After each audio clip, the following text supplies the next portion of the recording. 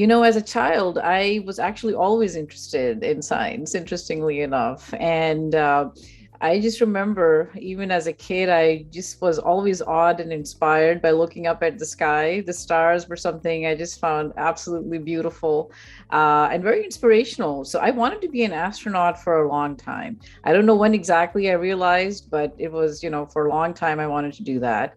And then along the way, certainly tweaks were made in my plans, but this was something I was inspired by ever since I was a kid.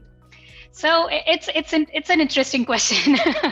I know you said for a lot of most of the people it turned out something different that they aspired. For me, I always wanted to get into STEM, and I had that natural inclination towards STEM. So I'm right where I wanted to be, and maybe I've just been fortunate enough that I've got that kind of support and resources all through. But I had this natural inclination towards maths and science, and I did really well at that. And by the time I was in middle school, I did really well with coding. And I was like, hey, this is a great way of solving little problems, and I can automate that stuff. And this is great. So for me, it was a little different from most kids. Like, I wanted to get into STEM and I got into STEM. Yeah, I was a big nature loving kid. I was just kind of an outdoors. I wanted to be a veterinarian until I volunteered at the veterinarian's office. All that side of it I saw in a very short period of time, and I said that I'm good now. So then I decided I wanted to be an astronomer. So that's what I got into astronomy for. That was kind of my first passion. That was my first major when I went to university.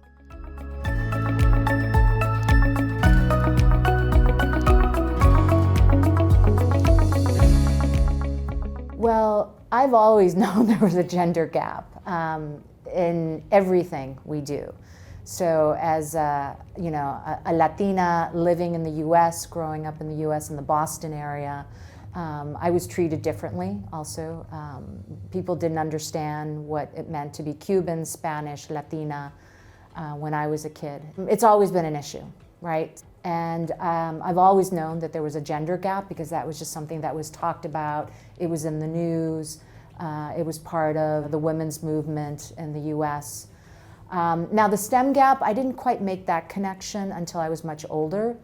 And I think, and then realizing, looking at statistics and research. I remember two particular research surveys that were a game changer for me, especially when I got to MIT. One was called the 1999 report, and it looked at women in science and engineer.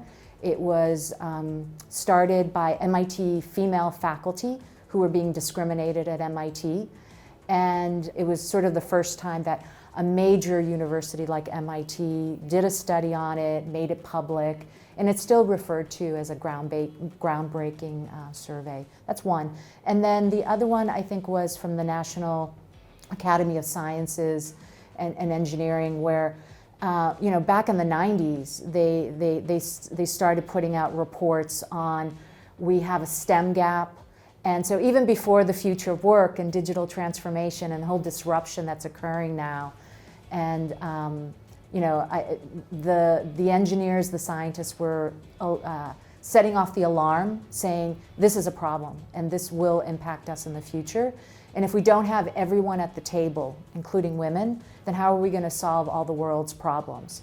And so I thought, okay, I think I can do this through lifelong learning by really recruiting more women, giving them more opportunities, trying to just provide opportunities for them to transform, to grow, to always be at the table and to always contribute just to making their societies, their life better.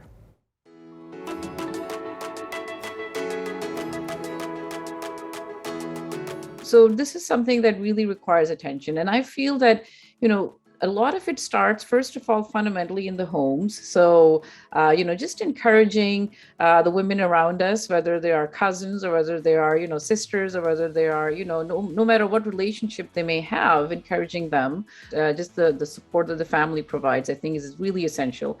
And then secondly, just from a career and sort of profession perspective, I do feel that there's a lot of inspiration people get when they recognize what it is that they can do with a particular type of education. And I think that case needs to be made that studying science, studying math, studying engineering is not simply about studying, something that may appear on the surface perhaps dry or boring. Sometimes, certain schools, universities don't unfortunately do a good job, I think, actually in showing what these things get used for and what's the potential.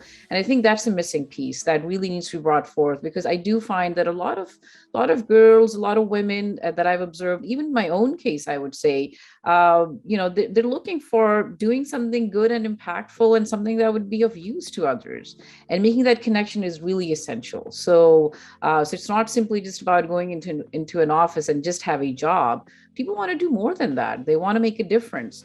And understanding how science allows people to make a difference, how pursuing a career in science and technology allows them to make a bigger difference than simply having a 9-to-5 job, I think is essential for students to see, for girls to see, and hopefully for them to be inspired in pursuing this career.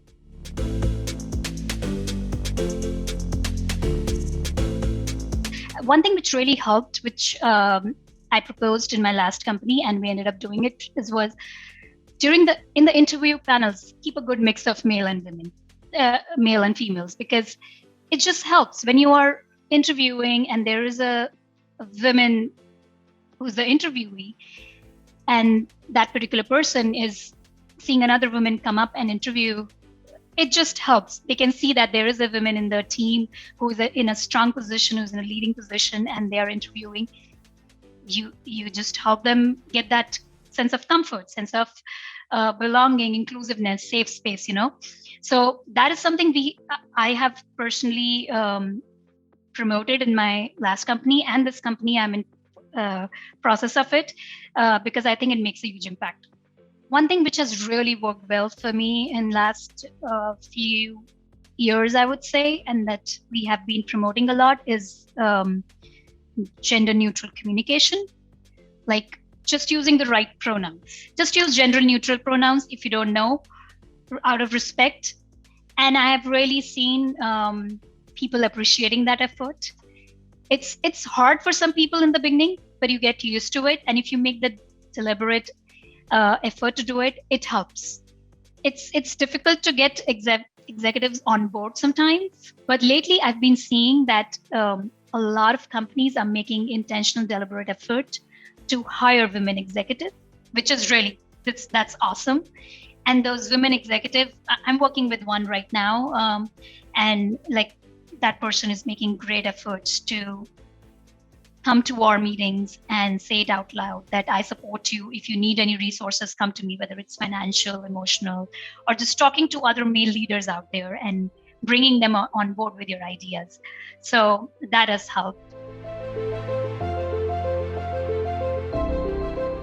Now is the perfect time to be entering the STEM field at any age.